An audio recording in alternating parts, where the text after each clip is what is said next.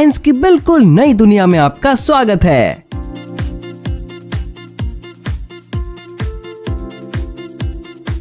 आज हम आपको दिखाएंगे 7 बिल्कुल अनोखे और चमत्कारी मटेरियल्स जो साई-फाई की दुनिया से कम नहीं लगते। देखते रहिए क्योंकि हम आपको बताएंगे उनके पीछे का साइंस क्या है। तो दोस्तों आराम से बैठिए और वीडियो को एंजॉय कीजिए। Number 7. Ultra hydrophobic material. आमतौर पर सॉलिड और लिक्विड के मिलने से कुछ इंटरैक्शंस होते हैं, पर ये सोच पाना थोड़ा मुश्किल है कि ये छोटी बूंदें एक दूसरे के पास आती हैं, लेकिन सरफेस को गीला नहीं करती। साइंस ने पिछले कुछ दशकों में हाइड्रोफोबिसिटी के फील्ड में काफी तरक्की कर ली है और उसके बहुत से इस्तेमाल भी ढूंढ निकाले हैं।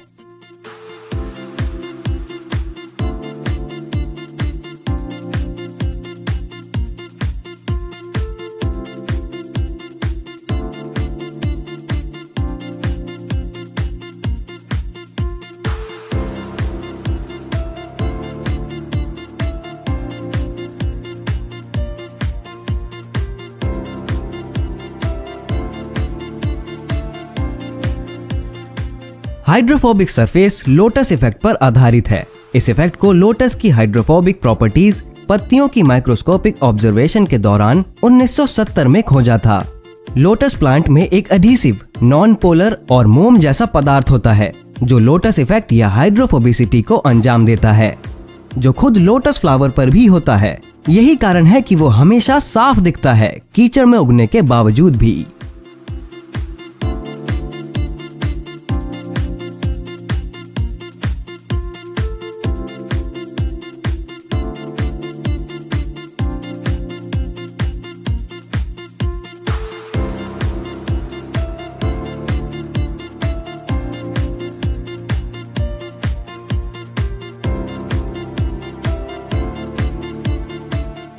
इस फील्ड में सबसे ज्यादा वाटर रिपेलेंसी वाले मटेरियल को ढूंढने के लिए रिसर्च बहुत ही एडवांस्ड और फोकस तरीके से की जा रही है, जिसकी वजह से बहुत से इंडस्ट्रियल फील्ड्स को इंप्रूव किया जा सकेगा।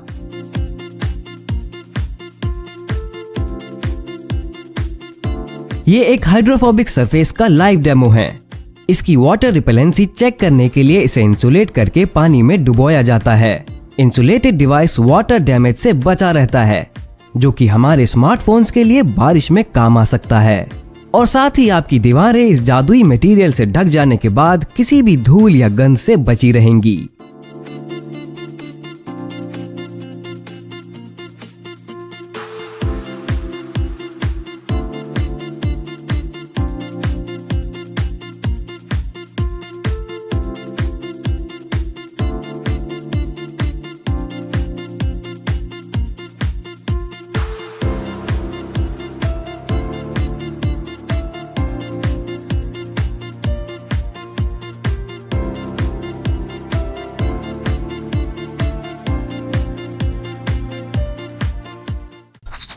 Number 6.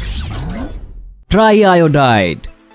नाइट्रोजन ट्राई आयोडाइड एक बहुत ही अनस्टेबल कंपाउंड है और सिर्फ किसी के कांटेक्ट में आने से ही ब्लास्ट हो सकता है।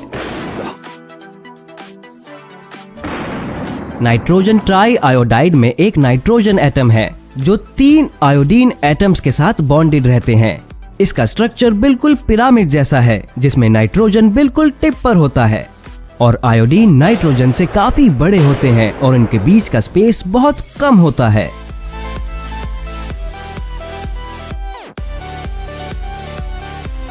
आपने सुना होगा कि नाइट्रोग्लिसरीन, जो कि दूसरे टाइप का कॉन्टैक्ट एक्सप्लोजिव है, सिर्फ हथौड़ा मारने से भी ब्लास्ट हो सकता है।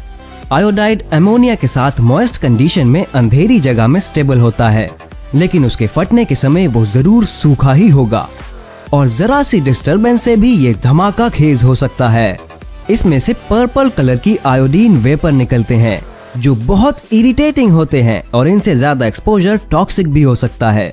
और तो और अप्रैल 1 को इसे हाईली एक्सप्लोजिव होने का दर्जा भी मिल चुका है, बिल्कुल फेमस नाइट्रोग्लिसरीन की तरह। Number 5. हाइड्रोजेल। ये एक जेल पॉलीमर है जो अपने वॉल्यूम से 30 से 60 गुना ज्यादा पानी को एब्जॉर्ब कर सकता है और साथ ही टेम्परेचर के दबाव में अपना साइज बदल सकता है। ये छोटे सफेद क्रिस्टल से बना हुआ है जो बहुत ज्यादा पानी को एब्जॉर्ब कर सकता है। इसके एब्जॉर्ब करने की शक्ति या स्वेलिंग कैपेसिटी क्रॉस लिंकर्स की डिग्री पर निर्भर होती है, जिनका इस्तेमाल इस जेल को बनाने में किया जाता है। इसकी जबरदस्त पानी एब्जॉर्ब करने की क्षमता के कारण इसका इस्तेमाल ग्रीन हाउसेज, नर्सरीज और एग्रीकल्चर में किया जाता है, पानी और मॉइस्चर को मिट्टी में बनाए रखने के लिए। हाइड्रोजेल को सिंगल प्लांट सबस्ट्रेट की तरह सालों से इस्तेमाल किया जा रहा है। इस प्रोडक्ट को डेकोरेटिव ऑर्नामेंट्स के फील्ड में खासी पॉपुलैरिटी मिल रही है।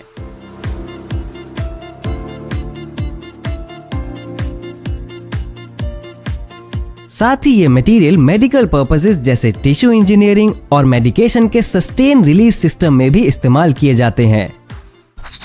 Number 4. निटिनॉल।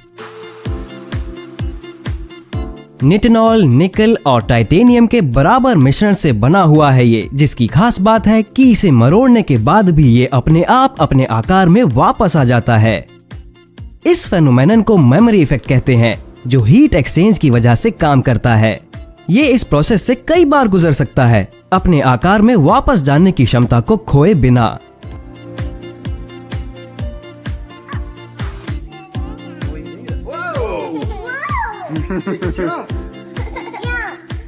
इलेक्ट्रॉनिक्स और मैकेनिक्स के फील्ड में इस मटेरियल को काफी तरीकों से इस्तेमाल किया जाता है। इसे स्मार्टफोन्स, रोबोटिक्स और मेडिकल इंडस्ट्रीज में भी इस्तेमाल किया जा सकता है। इस मटेरियल को बनाना काफी महंगा होता है, पर इस परेशानी से उभरा जा सकता है इसका मास प्रोडक्शन करके। Number 3. Metal gallium. Gallium metal science की फील्ड में बहुत ही कम जाना जाने वाला पदार्थ है।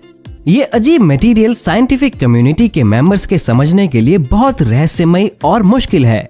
गैलियम एक सॉफ्ट मेटल है जो कम टेम्परेचर पर ब्रिटल सॉलिड हो जाता है और 29.76 डिग्री सेल्सियस से ज्यादा टेम्परेचर पर लिक्विड में बदल जाता है।